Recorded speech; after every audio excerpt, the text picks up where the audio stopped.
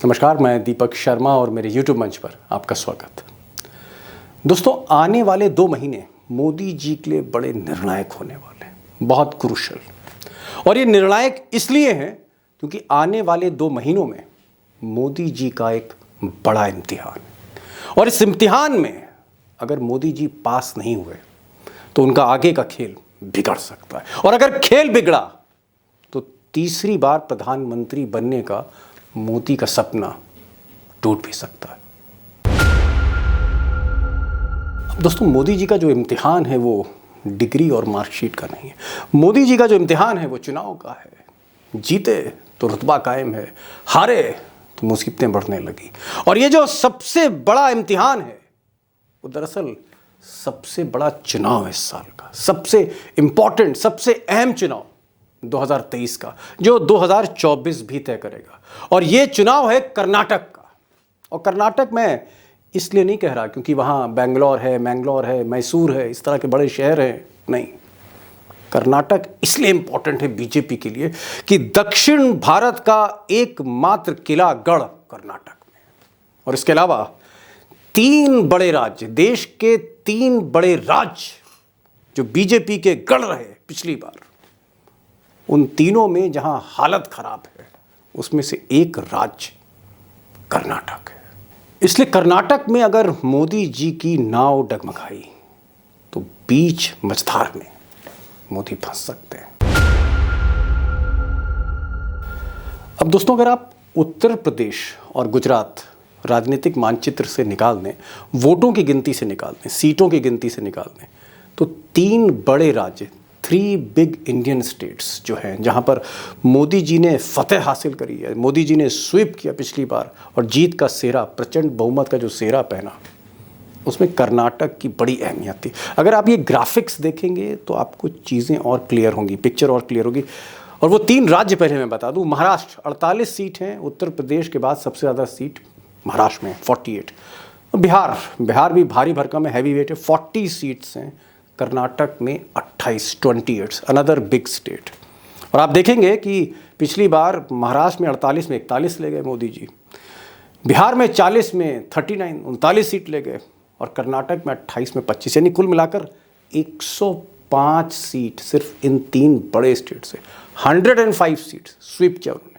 यानी महाराष्ट्र उनके हाथ में, बिहार उनके हाथ में, कर्नाटक उनके हाथ में, और उत्तर प्रदेश और गुजरात तो था ही था। कहने का मतलब ये है कि कर्नाटक, बिहार और महाराष्ट्र, ये 3 बड़े राज्य हैं यूपी के बाहर, जहां पर मोदी जी ने असली खेल खेला था। और यहीं पर खेल बिगड़ रहा है। अगर आप महाराष्ट्र देखें तो जो हालत है महाराष्ट्र में, जिस तरह से महाविकास आघाड़ी को खासकर उद्धव ठाकरे किंग की तरह उभर कर सामने आ रहे हैं, जहां हर इलेक्शन, बाई इलेक्शन, सरकारी इलेक्शन बीजेपी हारती चली जा रही है। कई ऐसी सीट हैं जहां बीजेपी की हिम्मत नहीं हुई उम्मीदवार खड़ा करने की, और एक सीट ऐसी थी जहां बीजेपी ने उम्मीदवार खड़ा किया और फिर पर्चा वापस ले लिया। ये हालत है महाराष्ट्र में, और इस पर कई वीडियोस मैंने बनाए हैं। और बिहार की अगर बात कर लें तो बिहार में तो सरकारी चली गई मोदी जी की। ऐसा दांव खेला है नीतीश कुमार ने कि मोदी जी को समझ नहीं आ रहा, शाह को समझ नहीं आ रहा। और कुछ ऐसी ही हालत कर्नाटक में मोदी जी की खराब है। लेकिन कर्नाटक में जो इशू है, जो सबसे बड़ा मुद्दा है, पसीने उसने निकाल दिए मोदी जी के, और वो मुद्दा है करप्शन। पे सीएम, जी हाँ, पे सीएम, वो सीएम जो ऐसा लोग कहते हैं या वहाँ के ठेकेदार बताते हैं जो पैसा लेते हैं। अब बीजेपी तो नहीं मानती, लेकिन सड़कों पर पोस्टर लगे हैं कर्नाटक में, बेंगलोर में, कि ये वो सरकार है जो 40% कमीशन लेती है। और एक ऐसी दुखती रग कि मोदी जी को समझ नहीं आ रहा है कि कर्नाटक में करें तो क्या करें। अब दोस्तों, मोदी जी की परेशानी सिर्फ मुख्यमंत्री की छवि नहीं है, वो पेसीएम वाली छवि, जिसको बेंगलोर की सड़कों पर, दीवारों पर उतारा गया है। पेसीएम सिर्फ भ्रष्टाचार ही उनकी दुखती रग नहीं है मोदी जी की, क्योंकि कई ऐसे नेता हैं बीजेपी के जिनके घर से कैश ही कैश मिला है। लेकिन भ्रष्टाचार से अलग हटके जो मोदी जी की दुखती रग है, सबसे बड़ी दुखती रग है, वो ये है कि वो एक कमज़ोर विकेट पर है। पिछली बार 2018 में जब विधानसभा चुनाव हुए थे, पिछली बार तो भी मोदी जी, अगर वोट शेयर आप देखें तो हार गए थे बाजी। उस वक्त बीजेपी को मिला था 36% वोट और कांग्रेस को 38% वोट था। यानी पिछली बार कांग्रेस का जो वोट शेयर था, कांग्रेस को ज़्यादा वोट मिले, बीजेपी को कम मिले। भले ही बीजेपी की सीटें ज़्यादा रहीं, लेकिन जेडीएस ने कांग्रेस का साथ दिया और बीजेपी की सरकार नहीं बन पाई थी। बाद में सीबीआई की, ईडी की, इनकम टैक्स की मदद से मोदी जी सरकार बनाने में सफल हो गए थे, लेकिन वो सरकार चल नहीं पाई। और आज की तारीख में ऐसा लोग कहते हैं कि मोदी जी जिस जमीन पर हैं वहां पर जीत जो है बहुत मुश्किल है। और यही वजह है कि मोदी जी और अमित शाह ने पिछले 15-20 दिनों में एक बार फिर से देश की राजधानी को दिल्ली से बदलकर वो बेंगलोर ले गए हैं। आपने देखा होगा कि गुजरात के समय में, जब गुजरात में चुनाव हो रहे थे तो राजधानी अहमदाबाद पहुंच गई थी। आज की तारीख में राजधानी बेंगलोर है। और लोग कहते हैं दिल्ली दरबार में कि अगर अमित शाह से किसी को टाइम चाहिए तो अहमदाबाद, दिल्ली नहीं, आप कर्नाटक में मिल सकते हैं। यानी पिछले 15-20 दिनों से मोदी और शाह रैली पे रैली कर्नाटक में कर रहे हैं। ये उनके घबराहट का संकेत है।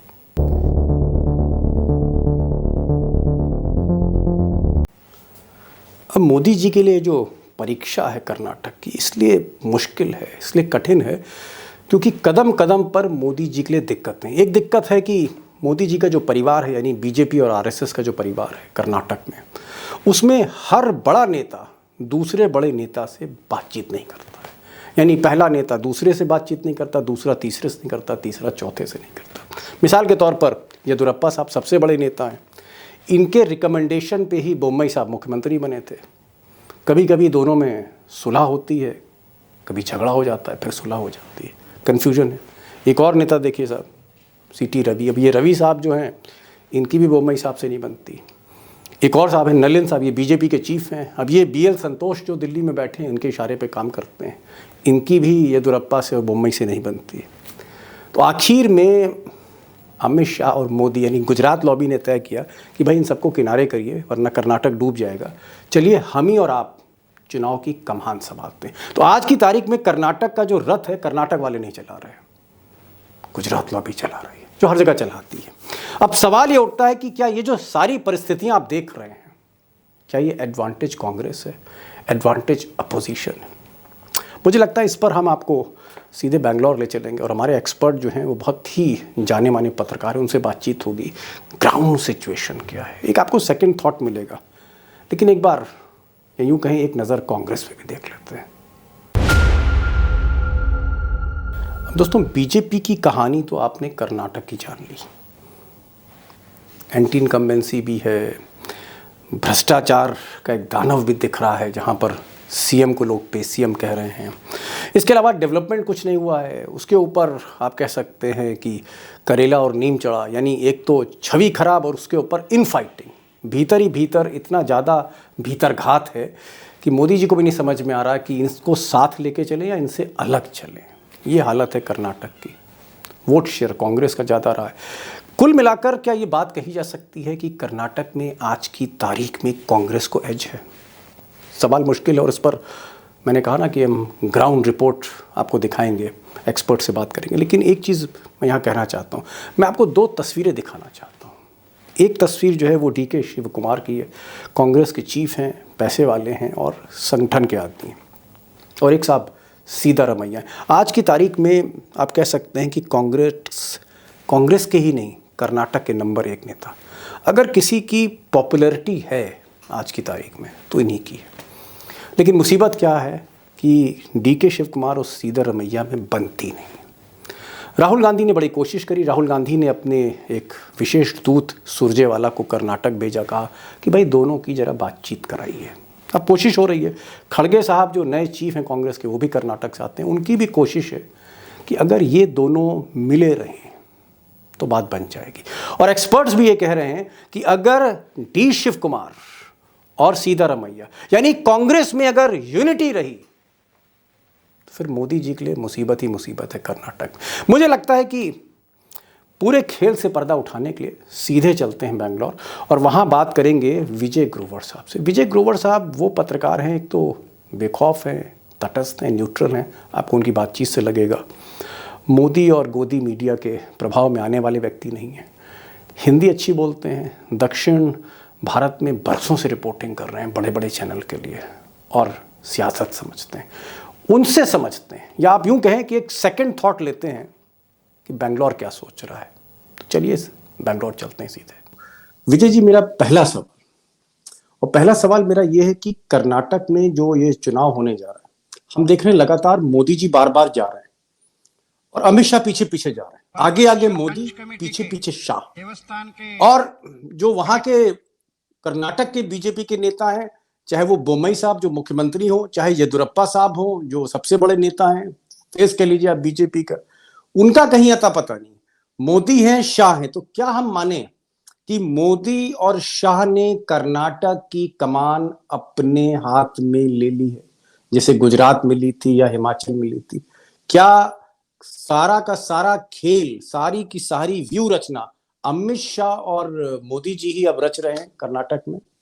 Karnataka means Modi now for BJP. सबसे पहले तो मैं, जो आपने सवाल पूछा कि क्या अमित शाह और नरेंद्र मोदी ही अभी फेस ऑफ बीजेपी बन गए हैं, तो यकीनन यही यहाँ पर पहलू दिख रहा है, क्योंकि जिस तरह से बीजेपी, जो कि एक कड़ी है दक्षिण की, जैसे आपने बताया, क्योंकि पहला सरकार दक्षिण भारत में अगर बीजेपी ने बनाई थी तो वह कर्नाटक में बनाई थी 2006 में जेडीएस के साथ, जो कि 2 साल चली, और उसके बाद में इलेक्शन को न केवल एक स्टेट इलेक्शन की तरह देखा जा रहा है, एक प्रीकर्सर, एक सेमीफाइनल की तरह 2024 के लिए भी इस राज्य को तैयार किया जा रहा है।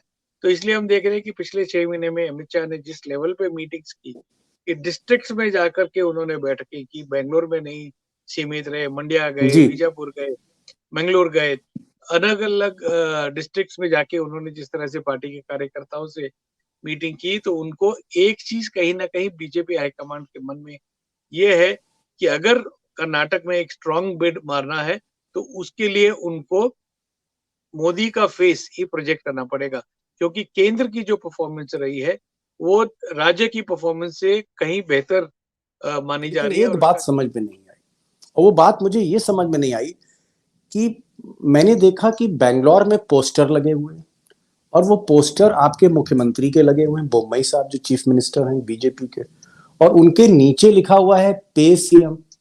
तो पेटीएम तो हमने सुना था, लेकिन ये जो पे सीएम, उसके पोस्टर लगे हुए हैं, तस्वीरें जो हमें दिल्ली में देखने को मिली।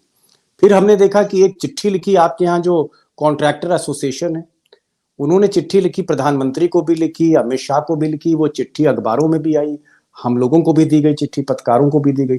और उस चिट्ठी में जो सरकारी मतलब ठेकेदार हैं, जो सरकार का कॉन्ट्रैक्ट लेते हैं, जो सरकार की रजिस्टर्ड संस्था एक तरह से कह लीजिए सरकार के साथ है, उन्होंने चिट्ठी में कहा कि साहब ये तो ऐसी सरकार है जो 40% कमीशन लेती है, और अगर 40% अगर कमीशन ले रहे हैं तो हम सीमेंट का पुल कैसे बनाएंगे, हम बजरी और कंक्रीट की मजबूत सड़कें कैसे बनाएंगे, हमें तो साहब फिर हम क्वालिटी कहाँ दे पाएंगे। अब ये 40% कमीशन, ये पेसीएम, इतना भ्रष्टाचार, क्या वाकई भ्रष्टाचार है या अपोजिशन का ये एक हथकंडा था, या वाकई भ्रष्टाचार है? लोग क्या सोचते हैं बेंगलोर में, मैसूर में, मैंगलोर में?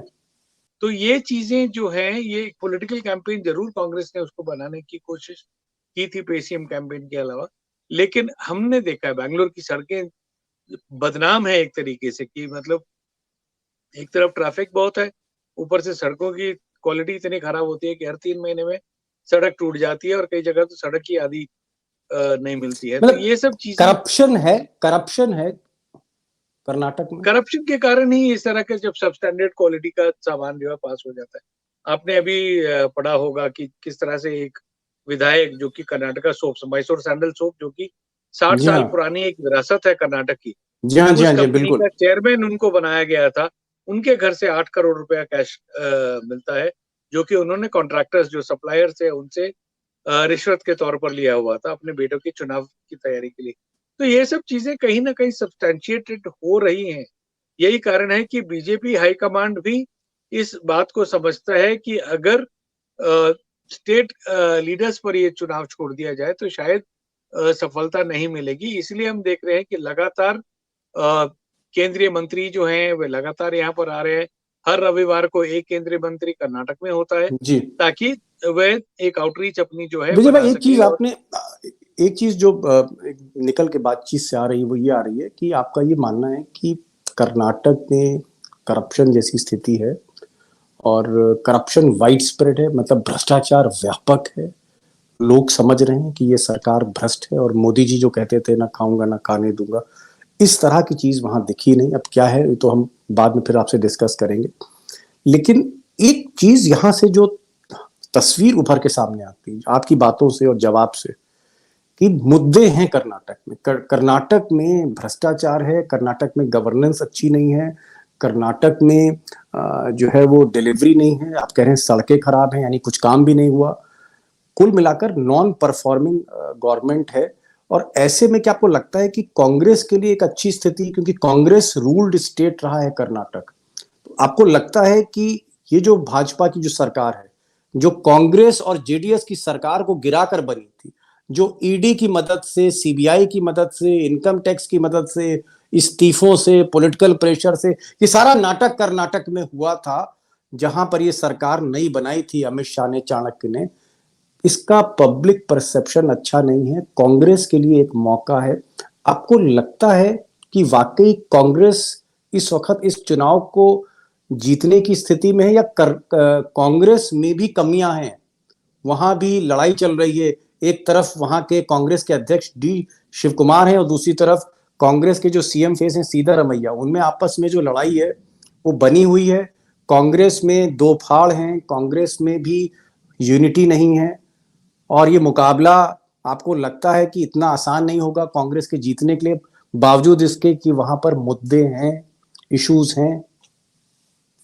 जी दीपक, आपने बिल्कुल सही कहा कि जिस तरह से ये एक मौका था कांग्रेस के लिए कि वह इन सब भ्रष्टाचार के मामलों को उजागर करके एक पब्लिक सपोर्ट अपनी तरफ कर सकती थी, तो शायद वह बिल्कुल विफल रही है इसमें। क्योंकि हमने देखा है कि जब कांग्रेस भ्रष्टाचार का मुद्दा उठाने की कोशिश भी करती है, पे सीएम का कैंपेन है, तो उस समय पर जो ईडी केसेस चल रहे हैं, डीके शिव कुमार जो कि कांग्रेस के अध्यक्ष है राज्य के, या जो सीबीआई, जिन आपको याद होगा कि जब जी पिछले साल 2021 में रेड हुई थी डीके शिव कुमार के हौस खास वाले घर पे भी दिल्ली में, जहाँ पे करीब जी लगभग 15-16 करोड़ रुपया कैश भी मिला था।